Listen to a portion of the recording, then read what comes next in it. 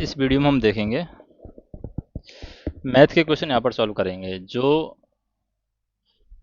A2 exam में पूछे गए थे 2024 के अंदर। वो हम यहाँ पर सॉल्व करने वाले हैं।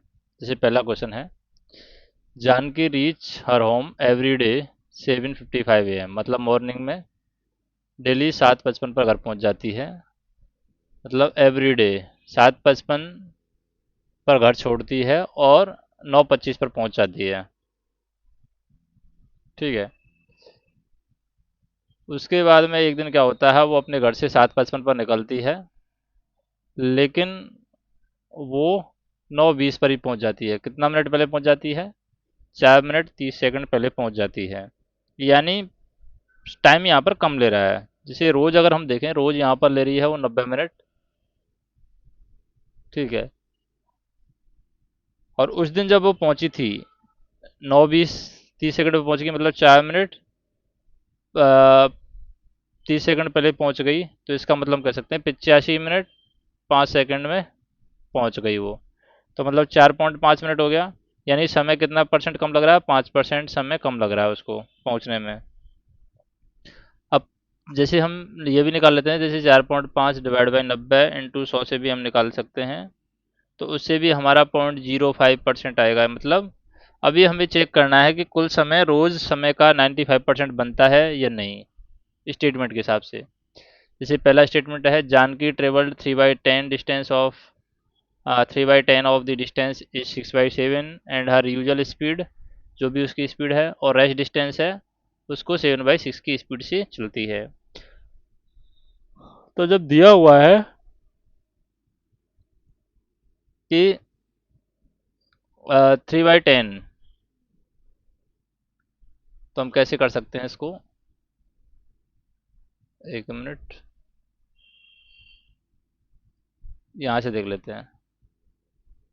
यहाँ पे तो नहीं है।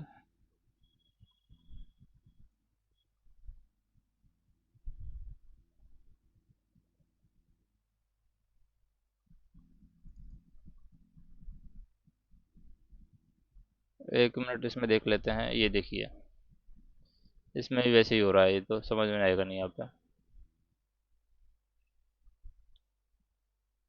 इसमें हम देखते हैं यहाँ पे। ये हम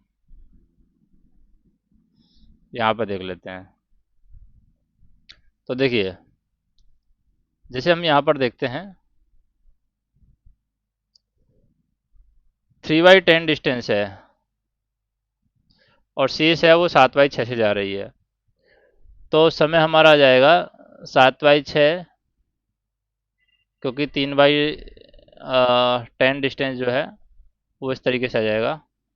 3/10 एंड टू 7/6 है वो, ऊपर हो जाएगा 7, तो 7/6 हो जाएगा। प्लस शेष डिस्टेंस है वो 7/6 से जा रही है, तो 6 ऊपर चला जाएगा। 6/7 इंटू शेष डिस्टेंस कितनी बची? 1/3, तो 7/10 बची। 7/10। जैसे ही हम इसको सॉल्व कर देंगे तो ये 0.95 आ रही है। मतलब पहला स्टेटमेंट हमारा सही है। फिर दूसरा स्टेटमेंट देखेंगे। दूसरा स्टेटमेंट हमारा क्या कहता है? दूसरा स्टेटमेंट हमारा ये कह रहा है कि देखिए, जानकी है ट्रेवल्ड 5/8 डिस्टेंस एट 5/4। तो 5/8 5/4 से, तो 4 ऊपर चला जाएगा। 5/8 इंटू 4/5 हो जाएगा। समय और दूरी बड़े चाल होता है उसी से। और फिर बाकी डिस्टेंस कितनी बची? 3/8 बची। तो 3/8 को कर रही है वो कितनी स्पीड से? 5/6। तो 6/5 हो जाएगा। इसको जब हम सॉल्व करेंगे तो 5 से 5 कैंसिल आउट हो जाएगा। ये 1/2 0.50 आ जाएगा। और यहाँ से भी कैलकुलेट दे करके देखें तो ये हो जाएगा हमारा 2 से 3 बार, 2 से 4 बार, मतलब 9/20। 9/20 भी हम सॉल्व करेंगे तो ये 0.45 आएगा। तो मतलब 0.95 आ जाएगा ये वाला स्टेटमेंट भी। मतलब पहला स्टेटमेंट और दूसरा स्टेटमेंट हमारा सही है। तीसरा स्टेटमेंट जो हम सॉल्व करेंगे तो तीसरे स्टेटमेंट में क्या होगा? 7/9, ये 6/5 हो जाएगा। तो उल्टा हो गया। प्लस रेस्ट डिस्टेंस 20/3 स्पीड से, मतलब कि 3/20 हो जाएगा। 3/20 इंटू 2/9। इसे जब हम सॉल्व करेंगे तो ये 3 बार कट जाएगा, यानी एक तो आ रहा है 2/60, तो 1/30 आएगा ये। तो 1/30.33 आएगा, तो इस हिसाब से ये यहाँ तक पहुँचेगा नहीं। तो स्टेटमेंट थर्ड गलत है हमारा, तो स्टेटमेंट थर्ड सपोर्ट नहीं कर रहा, पहला और स्टेटमेंट और दूसरा स्टेटमेंट है वो सपोर्ट कर रहा है। ठीक है, तो ऐसे हम कैलकुलेट कर लेंगे इसको। नेक्स्ट क्वेश्चन देखते हैं। नेक्स्ट क्वेश्चन क्या है? नेक्स्ट क्वेश्चन ये है, देखिए ये लास्ट फाइनेंशियल ईयर में दे रखा है। Financial year ratio of monthly income Viraj and Rohan M अनुपात एन है। Ratio of their monthly expenditure उनका दे रखा है पी अनुपात एन। ठीक है, उसके बाद में करंट फाइनेंशियल ईयर विराज का 2% से इंक्रीज हो जाता है इनकम, और एक्सपेंडिचर उसका 2% बढ़ जाता है। करस्पॉन्डिंग रोहन का भी है R% और S%। इनकम R% बढ़ती है, S% उसका खर्चा बढ़ जाता है। Current monthly saving of Viraj and Rohan है, वो U एंड B है, सेविंग भी दे रखी है। और मंथली सेविंग रोहन की लास्ट ईयर थी वो T थी। तो ये सारा का सारा जो स्टेटमेंट है वो यहाँ पर नंबर्स में दिया हुआ है, तो ये स्टेटमेंट हमें जस्टिफाई करना है कि ये है या नहीं है। ठीक है, तो इसको हम जस्टिफाई करेंगे। इसको जस्टिफाई करने के लिए हम क्या कर सकते हैं, जैसे एक तो ये हमारा हो गया था 90 किलोमीटर, मान लिया 60 किलोमीटर।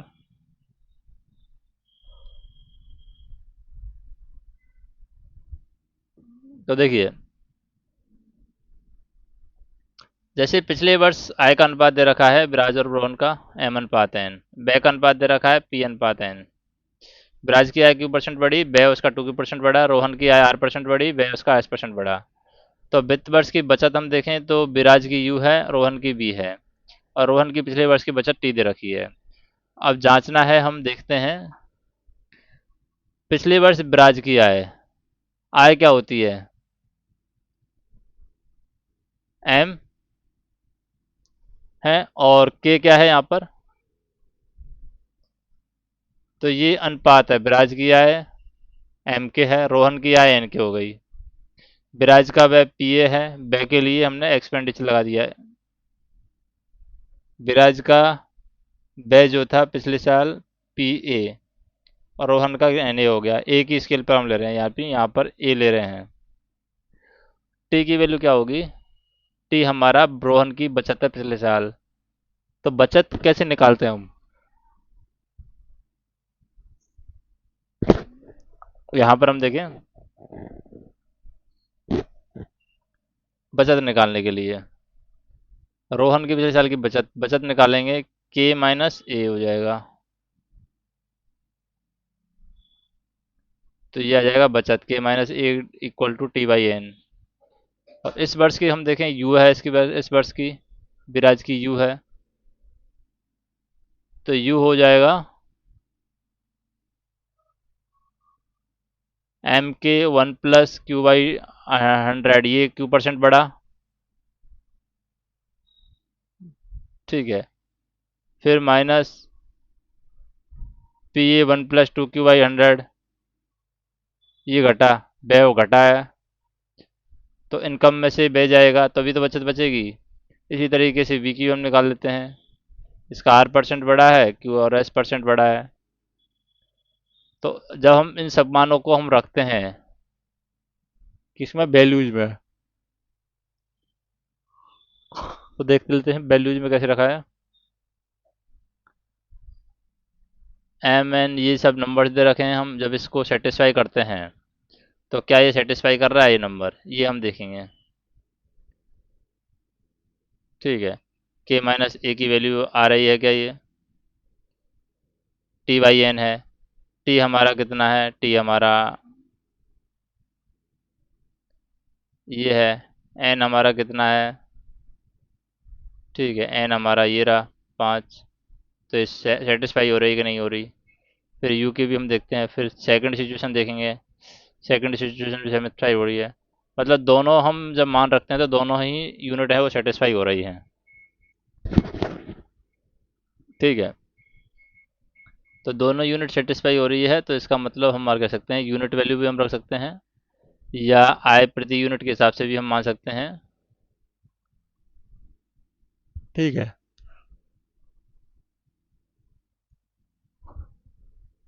अभी आते हैं नेक्स्ट क्वेश्चन पे। तो हमारा इसका आंसर ये होगा कि दोनों स्टेटमेंट हमारे सही है, दोनों के लिए फुलफिल कर रहा है। Neither of two statement as values of variable then are considered for one another. तो किसी में से एक को भी हम यूज कर सकते हैं। तो both statement value variable are consistent for one another, मतलब कोई से भी इसी स्टेटमेंट का वैल्यू लेके हम निकाल सकते हैं कि ये सही है, हमारा जो स्टेटमेंट है वो सही है। नेक्स्ट क्वेश्चन देखते हैं। एक ट्रेन है जो कि ट्रेवल कर रही है 72 किलोमीटर पर आवर की दर से। तो ये 15 मिनट में कितना ट्रेवल कर लेगी। अब किलोमीटर प्रति घंटा है तो इसको मीटर प्रति सेकंड में बदल सकते हैं क्या। ये तो एक घंटे का मतलब रही है। तो एक घंटे में 15 15 मिनट के 4 पार्ट होते हैं, तो 4 का भाग दे देंगे सर डायरेक्ट इसमें। 72.6 में 4 का भाग दे दो, 18.6 में भाग दोगे तो 15, 18.75, 15 किलोमीटर आ जाएगा। तो ये तो डायरेक्ट क्वेश्चन है कि एक घंटे में इतना चल रही है, 15 मिनट कितना चलेगी। 15 15 मिनट के एक घंटे में 4 सेक्शन होते हैं, तो डायरेक्ट 4 का भाग दे देंगे हम। ठीक है।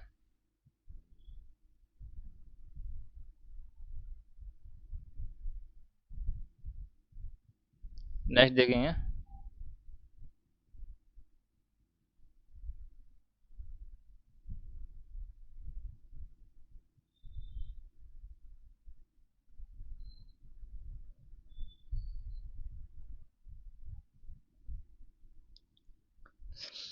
अब आ जाते हैं नेक्स्ट क्वेश्चन पे।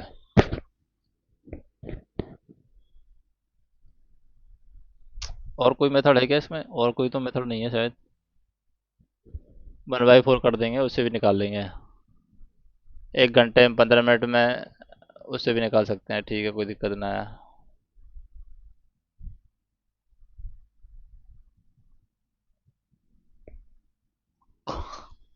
नेक्स्ट क्वेश्चन आ जाता है हमारा। ठीक है, ये आ जाता है। From A cash filled with wine 108.75 litre war first drawn and replaced with water. From this mixer 87 litre war drawn and replaced with water. The ratio of wine to water in the cask is 3:2.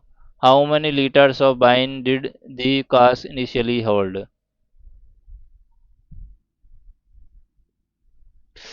एक कोई भी हम मान लेते हैं, कोई भी कोई चीज़ हो, कोई भी हो सकती है वो। उसमें सबसे पहले वाइन है। सबसे पहले इसमें से 108.75 निकाली और फिर उसको पानी डाल दिया, वाटर डाल दिया।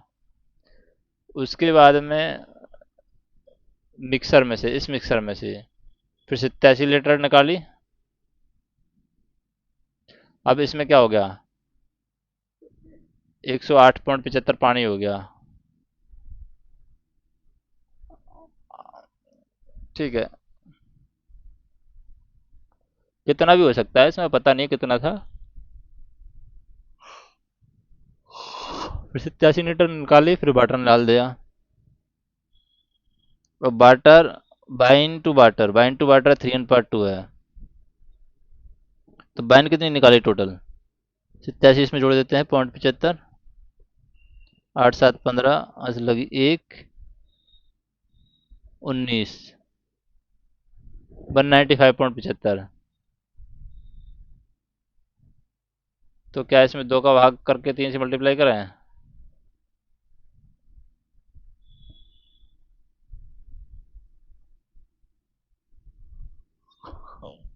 क्या करना चाहिए। दूसरी बार 87 लीटर निकाला है, तो कुछ पता नहीं है कितना बचा है। कोई भी बोलो, मैं उसमें से मान लो पहले 108 निकाला, फिर 87 निकाला, तो क्या बचेगा। पहले इसको इसमें देख लेते हैं। देखिए, सबसे पहले हमने 108.75 निकाला, फिर 87 निकाला। तो ये डायरेक्ट फार्मूला होता है। पहली बार 108.75 निकाला, सी एस वैन का अनुपात बी में से 108.75 निकाला डिवाइड बाय दूसरी बार 87 निकाला, इसका अनुपात आ रहा है बी माइनस 108.5.75, फिर शेष बाय का अनुपात, फिर सक्सेसिव में बी माइनस 87 हो गया। ये 3:2 दे रखा है, दोनों को मल्टीप्लाई किया तो ये बी की वैल्यू आ जाएगी 435 रुपये। ये सही है एक तो। दूसरा है पहली बार वाइन बची इतना परसेंट, दूसरी बार वाइन बची इसमें से इतना निकाल लिया, फिर 87 बाई ये भी निकाल लिया, क्योंकि 60% 3/6 5 के बराबर लगभग 435 मिलता है। तीसरा मेथड भी यहाँ पर दे रखा है, अगर 108.75 3/5 दे रखा है तो यहाँ से डायरेक्ट बी की वैल्यू निकाल सकते हैं, 435 लीटर आएगी। कैसे आएगी वो भी हम सॉल्व कर लेते हैं। देखिए ये तो हो जाएगा बी माइनस 108.75,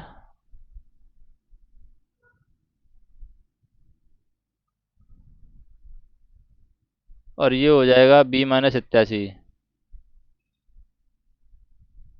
ये 5 से मल्टीप्लाई हो जाएगा और ये 3 से मल्टीप्लाई होके बी स्क्वायर हो जाएगा।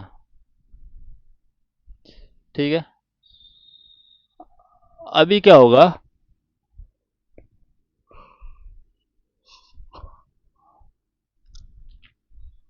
हम्म, 5 भी माइनस 108.75, 5 से मल्टीप्लाई करेंगे तो 5×5 = 25, हंस लगी 2, 7×5 = 35, 2 = 37, हंस लगी 3, 8×5 = 40, 3×43। ठीक है, ये आ जाएगा 508 43.75, 5 भी माइनस। फिर इसी तरीके से इस पे सॉल्व करेंगे फिर।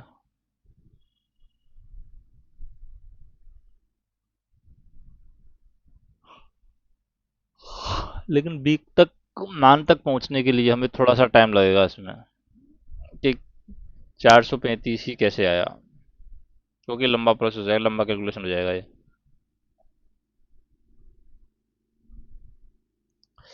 नेक्स्ट देखते हैं।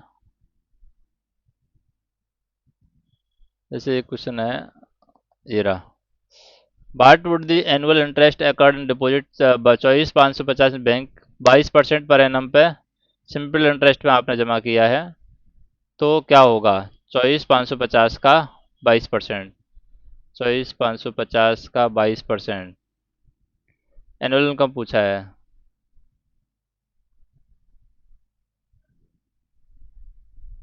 एनुअल इंटरेस्ट रेट दे रखी है 22, मूलधन इंटू दर इंटू समय, समय बटे 100। ठीक है,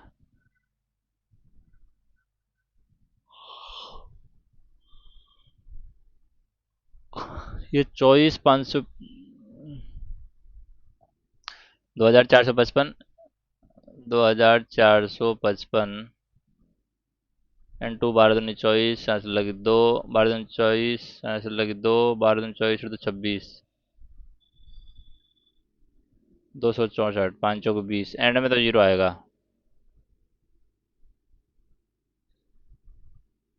चलो, 2 5 को 20, 7 लगी 2, 2 5 को 20, 2 22, 7 लगी 2, 5 8 16, 2 18, 7 लगी 1, 4 2 8 1 9, ये हो गया।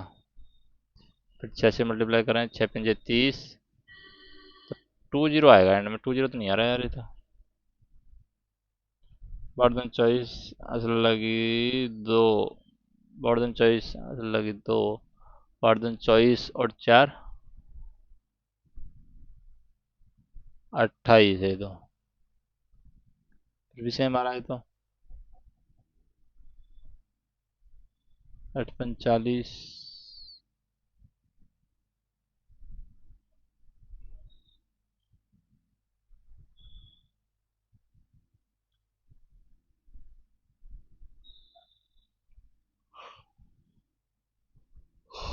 ठीक है, सिंपल इंटरेस्ट तो वैसे ही निकलेगा वैसे। 24,500 इंटू 22 डिवाइड बाई 100,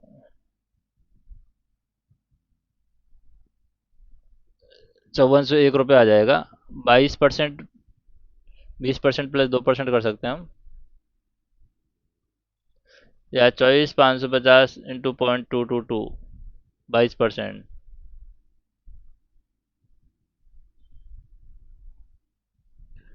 तो डायरेक्ट भी हमारा निकल के आ जाएगा 2401।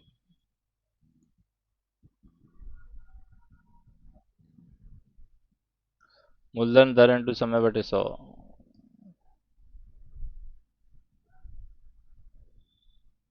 बाई पिंजे 110, मतलब लगे 11, बाई पिंजे 110 और 11 एंड में बनाएगा। ये वाला ऑप्शन हो जाएगा, सही है। ठीक है, नेक्स्ट स्टेटमेंट देखते हैं। जैसे ये क्वेश्चन है, the cost price of 28 article same as the selling price of X article. तो इनकी कॉस्ट प्राइस है, आर्टिकल जिनको एक्स आर्टिकल को बेचा गया उनकी सेलिंग प्राइस के बराबर है। प्रॉफिट 40% है, तो एक्स की वैल्यू ज्ञात करना है।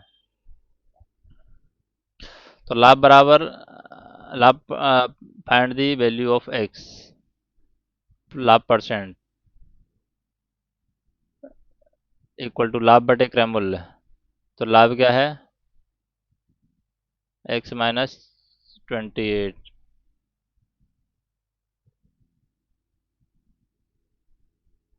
इंटू क्रय मूल्य इंटू 100। 28 इंटू 40,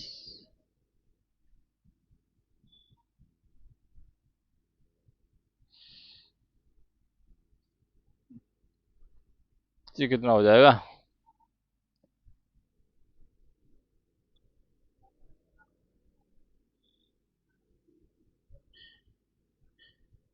आठ चौक 32, हंस लगे 3, 8 3 का 112,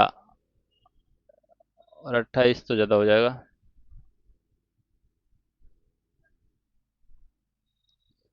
तो इसमें हम देखें, जैसे होता क्या है, क्रय मूल्य लाभ तो दे रखा है, विक्रय मूल्य भी दे रखा है। विक्रय मूल्य क्या है, 1/4 इंटू क्रय मूल्य, क्योंकि लाभ हो गया। तो ये हो जाएगा 28, वस्तुओं का क्रय मूल्य 28, एक्स वस्तुओं का सेलिंग प्राइस।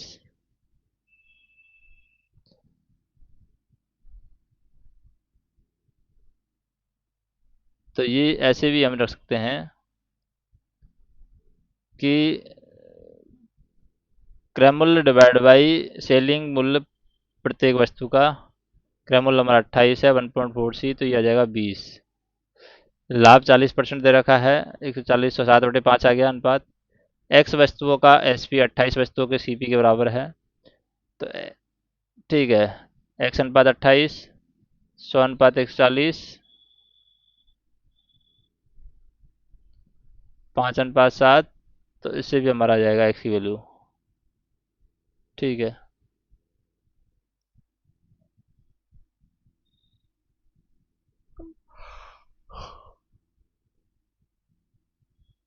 अब नेक्स्ट क्वेश्चन देखते हैं।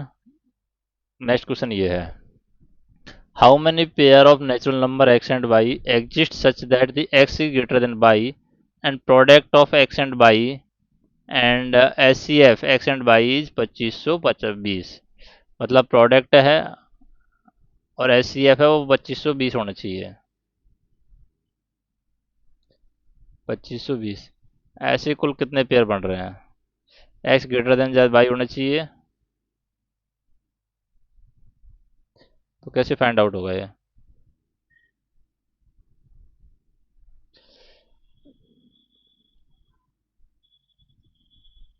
तो क्वेश्चन यहाँ पर दिया हुआ है,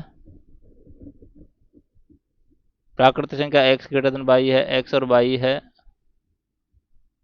वो 2250 होना चाहिए दोनों को मल्टीप्लाई करने पर।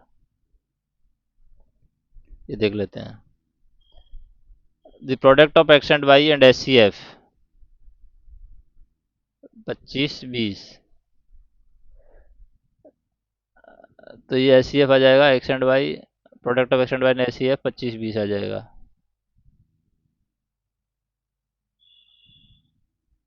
Product of X and Y, S C F 5 और 7 आ गया।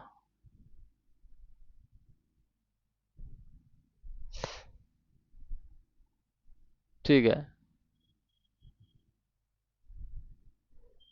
या फिर हम ऐसे भी कर सकते हैं, 315 के सहभाजी गुणनखंड बांटे जाएं।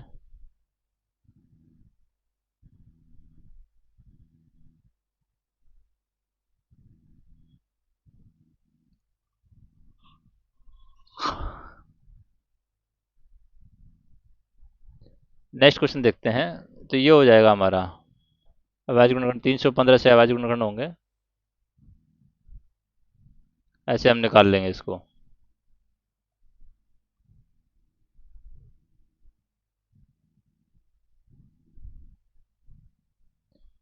नेक्स्ट क्वेश्चन देखते हैं।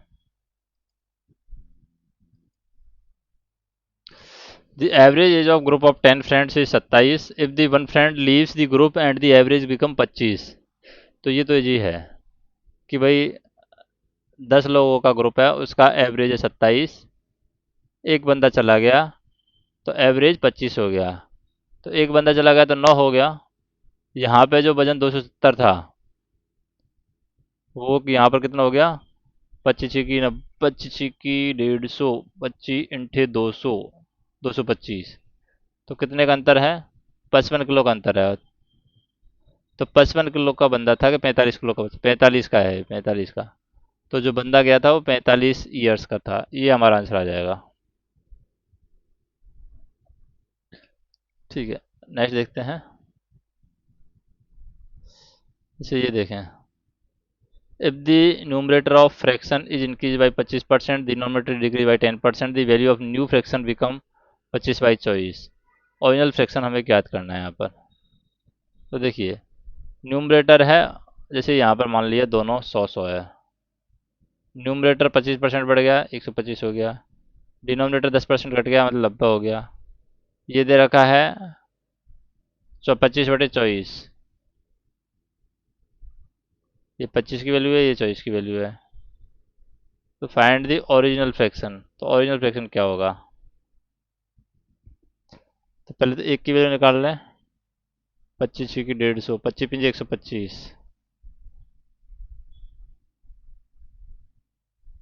तो 500 हो जाएगा। ऐसे नहीं आएगा। ओरिजिनल फ्रैक्शन क्या होगा,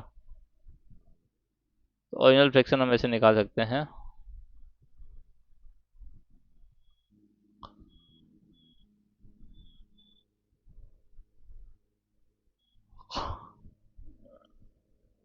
ठीक है, 25% बढ़ गया है, 10% घटा है, तो ये आ जाएगा 25/9, XY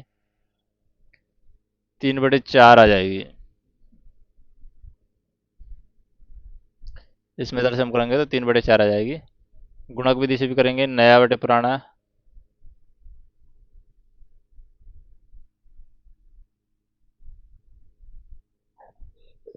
और जांच विधि से भी कर सकते हैं, 3/4 ही आएगा। नेक्स्ट क्वेश्चन देखें।